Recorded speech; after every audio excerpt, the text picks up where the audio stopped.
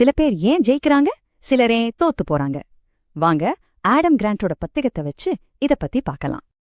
இது மனத்திறனை பத்தின ஒரு கதை. நாம மறுபரிசீலனை செய்ய தவறும்போது என்ன நடக்கும்னு பார்க்கலாம். இடம் மாண்டானா. வருஷம் 1949. மின்னலால் ஏற்பட்ட காட்டு தீ அணைக்க 15 வீரர்கள் பாராஷூட்ல இறங்குறாங்க. ஆனா பாருங்க, திடீர்னு 30 அடி உயர நெருப்புச்சுவர் அவங்கள நோக்கி வேகமா வருது. அவங்க மாட்டிக்கிட்டாங்க. அவங்க தலைவர் வாக்னர் டாட்ஜ் யாரும் எதிர்பார்க்காத ஒன்ன செஞ்சாரு. அவர் ஓடுறத நிறுத்திட்டாரு. நெருப்பு பக்கத்துல வரும்போது எதுக்கு இன்னொரு நெருப்பு மூட்டணும்? அவரோட டீம் அவரை பைத்தியம்னு நினைச்சு அவர் சொன்னதை கேட்கல.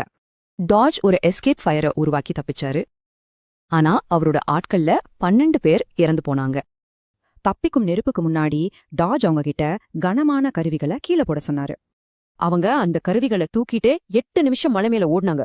அது மட்டும் கீழே போட்டிருந்தா பல பேர் பொழைச்சிருப்பாங்க. தீயணைப்பு வீரர்களுக்கு கருவிகள் மாதிரி நமக்கும் சில மனக்கருவிகள் இருக்கு. நாம அத விடாப்பிடியா பிடிச்சிட்டு இருப்போம். சந்தேகப்படுறது கஷ்டமா இருக்கிறதால நாம நம்பிக்கையோடு இருக்கிறது விரும்புறோம்.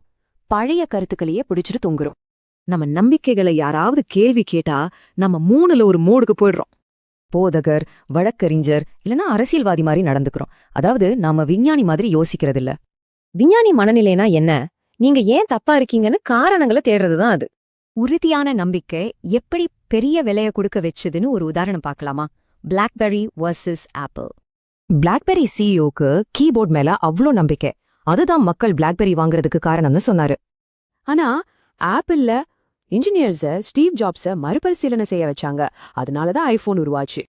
இது சும்மா கதை இல்ல. விஞ்ஞான சிந்தனை கத்துக்கிட்ட ஸ்டார்ட் அப் நிறுவனர்கள் 40 மடங்கு அதிக வருமானம் ஈட்டிருக்காங்க. புத்திசாலியா இருக்கிறது மட்டும் பத்தாது. சில சமயம் அதுவே நம்ம குறைகளை பார்க்க விடாம தடுத்துடும். சரி, இந்த அதீத நம்பிக்கைங்கிற சுழற்சிய நாம எப்படி உடைக்கிறது? மறுபரிசீலனை செய்யற பாதை பணிவிலிருந்து தான் தொடங்குது. இல்லனா அதீத நம்பிக்கை சுழற்சியில சிக்கிக்குவோம். அதுக்கு பதிலா நாம இந்த மறுசிந்தனை சுழற்சிக்குள்ள போகலாம். பணிவு, சந்தேகம், ஆர்வம், அப்புறம் கண்டுபிடிப்பு. இதுதான் வாக்னர் டாட்ஜையே காப்பாத்துச்சு, ஐபோனை உருவாக்குச்சு. இதுதான் சிறந்தவங்களை தனிச்சு காட்டுது. உங்க வாழ்க்கையில நீங்க எந்த கருவிய இல்லனா அடையாளத்தை கைவிட வேண்டிய நேரம் வந்திருக்குன்னு நினைக்கிறீங்க?